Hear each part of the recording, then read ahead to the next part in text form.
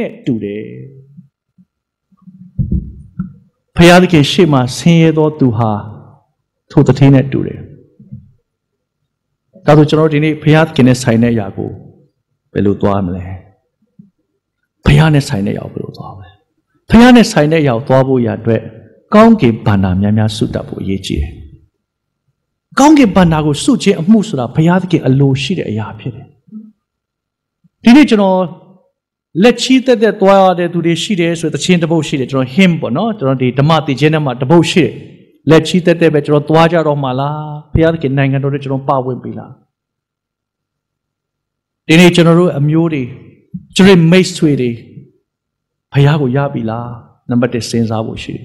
မရသေးရင်သင်ရဲ့တာဝန်ဖြစ်တယ်နံပါတ်2သင်အသက်တာမှာကြွယ်ဝခြင်းရှိကောင်းရှိလိမ့်မယ်သင်အသက်တာမှာအောင်မြင်ခြင်းရှိကောင်းရှိလိမ့်မယ်သင်အသက်တာမှာလှုပ်ဆောင်ခြင်းရှိကောင်းရှိလိမ့်မယ်ဒါပေမဲ့အဲ့ဒီလှုပ်ဆောင်ခြင်းကြွယ်ဝခြင်းအရာခတ်သိမ်းသည်လောကနဲ့ပဲဆိုင်သလားထာဝရနဲ့ဆိုင်သလားစဉ်းစားဖို့အရေးကြီးတယ်ဘုရားအတွက်အသုံးပြုပါဘုရားနိုင်ငံတော်အတွက်အသုံးပြုပါနောက်ထပ်လူဆိုးနဲ့လူမိုက်ကြောင့်မာသဲ9မှာတွေ့တဲ့အလွေးဖြစ်တယ်ဒါကတော့ကျွန်တော်အားလုံးသိပြီးသားဖြစ်တယ်မာသဲ9ကအကြောင်းကတော့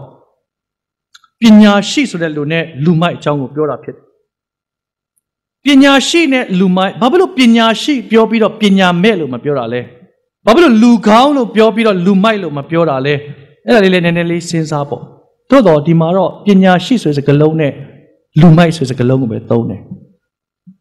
ဖျားစကားကိုကြားတဲ့သူဟာတဲ့ငါဟောပြောတဲ့စကားကိုကြားပြီးမှ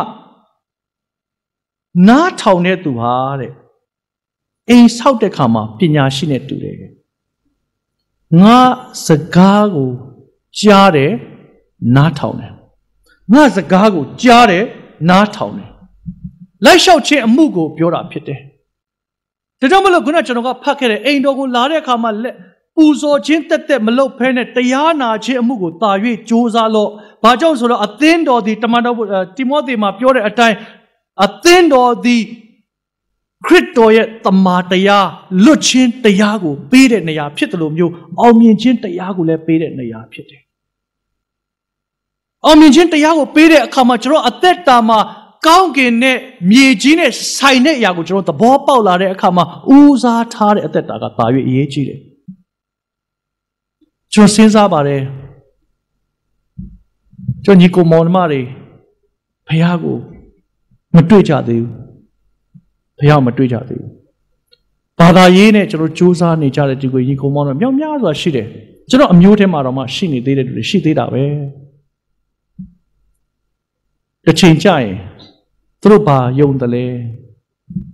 ကုသိုလ်ယုံတယ်အပြည့်ယုံတယ်ကုသိုလ်ယုံတယ်အပြည့်ယုံတယ်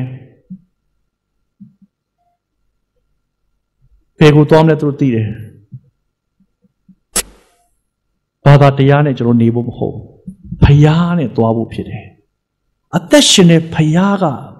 တစ်ချိန်မှကျွန်တော်တို့လာခေါ်မှာဖြစ်တယ်ဟာလေလုယာနော်သူ့ရဲ့စိတ်လှုပ်ရှားခြင်းကိုကျွန်တော်တို့လှုပ်ရှားမယ်ဆိုရင်ကျွန်တော်အချိန်နဲ့နည်းနေပြီလို့သိထားဖို့အရေးကြီးတယ်ကိုတော့ကြွလာမယ့်အချိန်သိပ်နီးနေပြီဆိုတော့ကျွန်တော်သိနေပြီးသားဖြစ်သောကြောင့်ပြင်ဆင်တဲ့အခါမှာလဲကျွန်တော်တို့လောကနဲ့ဆိုင်တဲ့အရာပေါ်မှာဦးစားမထားရဘူးလို့ကျွန်တော်မပြောဘူးဦးစားမထားပါနဲ့ဖယားပေါ်မှာဦးစားထားပြီးသွားဖို့ဖြစ်တယ်ကျွန်တော်ညီကိုမောင်နှမတွေကိုပြောပြဖို့အရေးကြီးတယ်ဘာဖြစ်လို့လဲသူတို့အသက်တာမှာကောင်းကင်နဲ့ဆိုင်တဲ့အရာပေါ်မှာဝင်စားပါမည်အကြောင်းကျွန်တော်တို့ဝန်ခံတတ်ဖို့အရေးကြီးတယ်ကျွန်တော်ရဲ့အမျိုးတွေကျွန်တော်ဆူတောင်းကြတယ်မပြောင်းလဲဘူးမဟုတ်လားတခါလေးမှရှိတယ်နော်အမျိုးတောင်းတာကျွန်တော်ဦးလေးတယောက်အတွက်ကျွန်တော်တောင်းတာကျွန်တော်မွေးလောက်ကလေးကသိမကြသေးဘူးနှစ်ပေါင်း40လောက်ရှိပြီတဲ့ကျွန်တော်တောင်းနေတာသူ့ကိုဒီနေ့ထိမပြောင်းလဲသေးဘူးစိတ်ဓာတ်ကျစရာတွေအများကြီးရှိတယ်ဒါပေမဲ့ဘုရားသခင်အလိုတော်ရှိတယ်ဆိုတော့ကျွန်တော်သိတယ်အဲ့ဒီအလိုတော်ဟာမြေကြီးနဲ့မဆိုင်ဘူးအဲ့ဒီအလိုဟာကောင်းကင်နဲ့ဆိုင်တဲ့အလိုတော်ဖြစ်တယ်ဟာလေလုယာတို့ဒီတထေးကိုကျွန်တော်စဉ်းစားတဲ့အခါမှာတထေးရဲ့အသက်တာအားလုံးကလောကနဲ့ဆိုင်တဲ့အရာကိုပဲ तू ကဦးစားထားတယ်လောကအတွက်ပဲ तू ကြီးပွားအောင်လုပ်တယ်သူ့လောက်မိုက်တယ်လို့မရှိဘူးလို့ဘုရားကပြောတာဖြစ်တယ်ဒီနေ့လောကနဲ့ပဲအလုပ်လုပ်နေပါသင်သက်တာမှာလောကထဲမှာပဲသွားနေပါကြွားဝါနေပါအောင်မြင်နေပါဘလောက်ပဲအောင်မြင်နေပါလိမ့်စေဘုရားသခင်ရှေ့မှာသင်ဒီလူမိုက်ပဲဖြစ်တယ်ဘာဖြစ်လို့လဲဘုရားသခင်နဲ့ဆိုင်တဲ့အရာမှာသင်မလုပ်ရသေးလို့ဖြစ်တယ်ဘ ဖယားသခင်နဲ့ဆိုင်တဲ့အရာကဘာလဲဖယားသခင်နဲ့တိကျွမ်းခြင်းကိုပြောတာဖြစ်တယ်ဟာလေလုယာတိကျွမ်းခြင်းဖြစ်တယ်တိကျွမ်းခြင်းလို့ပြောတော့ကျွန်တော်မနေ့ကဝေငှတယ်ယောဟန်19ကိုကြည့်အောင်ထာဝရအသက်ဆိုတဲ့အကြောင်းလေးကိုကျွန်တော်ပြောတယ်ယောဟန်19မှာငယ်3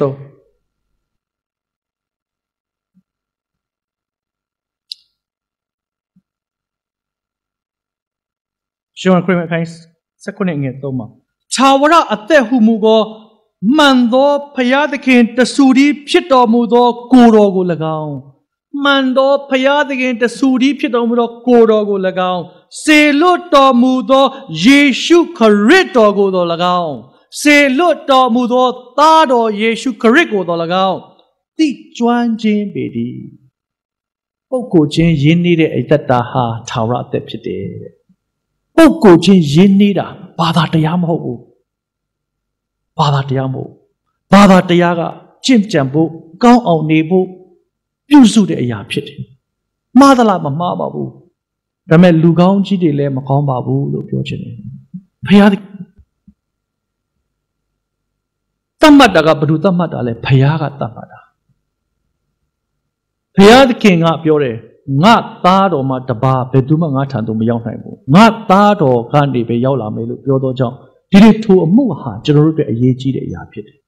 ခရစ်တော်ကြွလာခြင်းကိုကျွန်တော်စိတ်လှုပ်ရှားပြီးကျွန်တော်မျှော်တဲ့အခါမှာကျွန်တော်တို့ကစိတ်လှုပ်ရှားနေတာမဟုတ်ဘူးစိတ်လှုပ်ရှားကိုတော့ကြွလာမဟုတ်ဘဲမျှော်ဘာမှမလုပ်တာကိုပြောတာမဟုတ်ဘဲနဲ့ကိုတော့အလိုရှိတဲ့အရာကိုလုပ်နေတာဖြစ်တယ်အသင်းတော်ကိုပြုစုနေတာဖြစ်တယ်ခရစ်တော်ရဲ့အသင်းတော်ဒီဟူသောအသင်းတော်ဖယားသခင်အိမ်တော်ကိုကျွန်တော်ပြုစုနေတာဖြစ်တယ်အသင်းတော်မှာကောင်းတဲ့သူတွေရှိသလားရှိပါတယ်မကောင်းတဲ့သူတွေရှိလားရှိတာပေါ့ပိုတော်များတယ်ဆိုပါလားတခါလေးကြာဟဲ့လားနော်ပိုတော်များတယ်ဆိုပါလား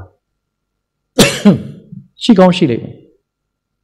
ထိုသူများကိုဘုရားသခင်ချစ်လားချစ်တယ်သူတို့ဘာနဲ့တွင်တင်တယ်တမာတရားနဲ့တွင်တင်နေတယ်မဟုတ်ဘူးလား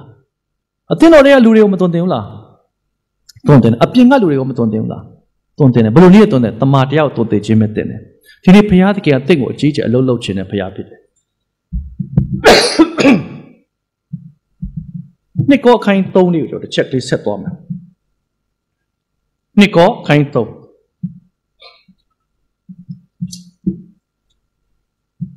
အငယ်18မှာဘာပြောလဲဆိုတော့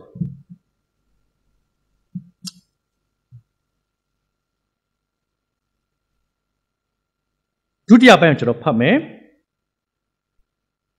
ဝိညာဉ်တော်တရား၏အရှင်သည်ရောင်ခြည်တော်ကိုလွတ်တော်မူသည့်အတိုင်းငါတို့သည်ဘုံအထရေတိုးပွား၍ပုံတံတော်နှင့်အညီပြောင်းလဲခြင်းရှိရကြ၏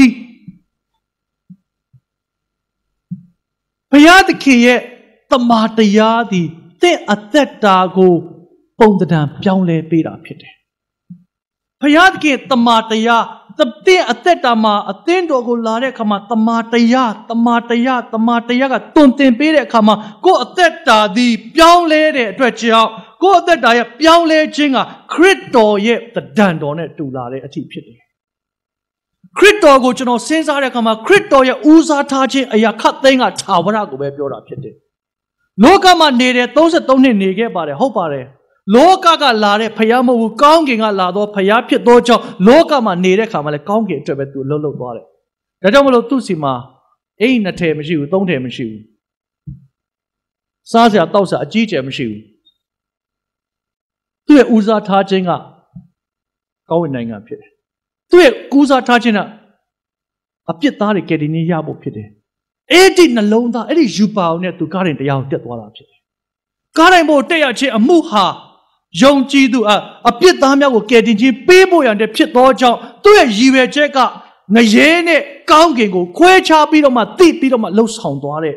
ဘုရားဖြစ်တယ်။ထိုဘုရားသည်စัจ java လာကိုဖန်ဆင်းတဲ့ဘုရားဖြစ်တယ်။လောကကိုကြွလာတဲ့လှုပ်ရှားရှိတဲ့အကုန်လှုပ်ပြီးပြန်ကြွသွားတယ်။ဒီကနေ့ကျွန်တော်တို့အသက်တာစဉ်းစားကြည့်အောင်။ဒီကျွန်တော်အသက်တာခရစ်တော်နဲ့တူတယ်ဆိုတဲ့အသက်တာဟာဘာကိုဦးစားထားမလဲကျွန်တော်စဉ်းစားတယ်ခရစ်တော်နဲ့တူတဲ့အသက်တာသည်ခရစ်တော်ကဲ့သို့ဦးစားထားတဲ့အရာသည်ကောင်းကင်နဲ့ဆိုင်သောဦးစားထားခြင်းကိုပဲပြောတာဖြစ်တယ်။ဒါဆိုကျွန်တော်တို့နဲ့ဆိုင်တဲ့စားဖို့တွေတောက်ဖို့တွေမပူရဘူးလားပူရပါတယ်ပူပါဒါပေမဲ့အဲ့ဒါကဦးစားတော့မဟုတ်ဘူးလို့ပြောချင်တယ်။သင်အတွက်ဘုရားသခင်အကြီးကျယ်အလုပ်ဆောင်ခြင်းနဲ့ဘုရားဖြစ်တယ်။ကျွန်တော်တို့မလို့ စဉ်းစားတယ်ဘုရားရှင်ကိုတော်ကြွလာတော့မှဖြစ်တယ်ကျွန်တော်လှုပ်ရှားမှုဘာရှိတယ်လဲဒီတိုင်းမှာငုတ်တော်ကြီးထိုင်ပြီးလှုပ်ရှားရမလားမဟုတ်ပါဘူးဘုရားရှင်အလိုတော်ရှိတဲ့အရာကိုလုပ်ပြီးတော့တထေးကဲ့သို့နေတယ်တထေးကဲ့သို့နေတယ်ဒါပေမဲ့ထာဝရနဲ့ဆိုင်တဲ့အရာကိုမျှော်လင့်တဲ့သူဖြစ်ဖို့အရေးကြီးတယ်ဘာကြောင့်လဲဒီနေ့ကျွန်တော်တို့ယေဘရဟိဘယင်ဖြစ်လျက်ယေဘရဟိအမျိုးတွေဖြစ်သောကြောင့်ဖြစ်တယ်အာမင်ဒီဘုရားသခင်ကျွန်တော်တို့ကိုမဆတဲ့ဘုရားဖြစ်တယ်ဒါပေမဲ့ကျွန်တော်တို့ပိုင်းခြားပြီးသိဖို့အရေးကြီးတယ်လောကနဲ့ဆိုင်တဲ့အရာကိုကျွန်တော်တို့အကြီးအကျယ်တောင်းကြတယ်လောကနဲ့ဆိုင်တဲ့အရာမှာကျွန်တော်တို့အယံအားပါပြီးတောင်းကြတယ်အဲ့ဒါရေတိုစီမံကိန်းလို့ခေါ်တယ်ရေရှည်စီမံကိန်းမဟုတ်ရေရှည်စီမံကိန်းကထာဝရနဲ့ဆိုင်သောအရာကိုပြောတာဖြစ်တယ်အာမင်ရေတိုနဲ့ရေရှည်ဘယ်ဟာပိုအရေးကြီးလဲဟုတ်တယ်ရေတိုကတော့အရေးကြီးပါတယ်မနေ့ပြန်စားမယ်ထမင်းမရှိတော့ကြောင့်ဒီကနေ့အပူရတယ်ဘုရားသခင်ကမပူနဲ့တဲ့ဆက်ဖတ်သွားပါလူကာ7ကိုဆက်ဖတ်လို့ရှိရင်သင်တို့ဘာစားမလဲဘာလုပ်မလဲမပူနဲ့ငါအလုံးပေးမယ်လို့ဘုရားတဲ့ပြောတယ်ဘုရားဖြစ်တယ်ဒီနေ့ဘုရားသခင်ကကျွန်တော်တို့ကိုပြစ်ထားတဲ့ဘုရားမဟုတ်ဘူးကျွန်တော်တို့ကိုထာဝရနဲ့ဆိုင်သောအရာကိုမျှော်လင့်စေခြင်းနဲ့ဘုရားဖြစ်တယ်ထာဝရဆိုင်သောအရာတွေပြင်ဆင်စေခြင်းနဲ့ဘုရားဖြစ်တယ်နောင်တနဲ့ပြန်လာပြီးတော့မှဘုရားသခင်အတွက်ယက်တည်သောသူတွေဖြစ်ဖို့ဘုရားရဲ့လိုတော်ရှိတယ်ဒီတဆင့်တက်တယ်လို့ပြောတဲ့အခါမှာဝိညာဉ်သဘောနဲ့တဆင့်တက်ခြင်းကိုလည်းပြောတာဖြစ်တယ်ကိုယ်ကာယဘိုင်းနဲ့တဆင့်တက်တာကိုလည်းပြောတာဖြစ်တယ်လက္ခဏာနဲ့တဆင့်တက်ဖို့လည်းပြောတာဖြစ်တယ်လူတစ်ထောင်ဆက်တဲ့နေရာကိုဘုရားသခင်ပေးမယ်ဟာလေလုယာကျွန်တော်လည်းပရောဖက်ပြုတယ်ဒီနေ့ဘုရားသခင်အကြီးကျယ်ပြောဒါပေမဲ့အဲ့ဒီအပေါ်မှာဂုဏ်တော်ချီးမွမ်းဖို့ထက်ကောင်းကင်မှာမြောက်များဆိုတော့ဝိညာဉ်တွေကိုရိတ်သိမ်းဖို့အဲ့ဒါတွေကိုထားဖို့ဖြစ်တယ်ဟာလေလုယာဒီနေ့အသင်းတော်အကြီးဆောက်ပြီးတော့မှလူလေး20လောက်နဲ့ထက်ထားလို့အကန့်ကန့်ပြီးတော့မှသွားတဲ့အသင်းတော်တွေအများကြီးရှိတယ်သတိထားဟုတ်လားမဟုတ်လားအသင်းတော်ကြီးအကြီးကျယ်ဆောက်ပြီးတော့မှလူက20ဆိုတော့ရှက်တော့ဘာလို့အကန့်ကန့်ထားတယ်အမေအဲ့20ထဲမှာမှန်လေးနဲ့တရားဟောနေတယ်ကျွန်တော်ဥရောပရောက်တော့အဲ့ဒါပဲတွေ့ခဲ့တယ်အသင်းတော်ကြီးအကြီးပဲအဲ့မှာအကန့်ကန့်ထားတယ်အကန့်ကန့်ပြီးတော့ဘုရားရှိခိုးတယ်ဘာလို့ဆိုတော့အတန်လည်းအကျယ်ကြီးဖြစ်ပြီးတော့ရှောက်ပြီးလူတွေကလည်းရှောက်ခွဲပြီးထိုင်နေမှာလေပြီးတော့မှဘာလို့ဆိုတော့လောစာလှုပ်လိုက်တယ်သူတို့ကပြတိုက်လှုပ်လိုက်တယ်ပြတိုက်လှုပ်တော့အဆင်ပြေတော့ဧည့်သည်တွေကလာကြည့်ပြတိုက်ဆိုတော့ပတ်စံပေးရ15ယူရိုပေးရတယ်တခါကြည့်အမေပတ်ချလေချက်ရှိတစ်ခုလုံးရှောက်ပြတာနော်15ယူရိုပေးရတယ်အဲ့မှာတကွက်ကဘုရားရှိခိုးတဲ့နေရာဘာလို့15ယူရိုလှုပ်တယ်လဲဆိုတော့သူတို့ပတ်စံမရှိတော့ဘူးလေအလုံငယ်ကောက်တော့တိတ်မကန်ဓာကြီးကိုတိမ့်သိမ့်ပေါ်လွယ်တာမဟုတ်ဘူးအဲ့တော့ပြတိုက်ကနေပြီးတော့မှနောက်ဆုံးတော့ဘယ်သူဝယ်သွားလဲတခြားဘာသာကဝယ်သွားတဲ့သူတွေလည်းမြောင်များစွာရှိတယ်ဒီနေ့ဘုရားသခင်အိမ်တော်တမန်တရားအတွက်ဖြစ်တယ်အာမင်ဆရာတို့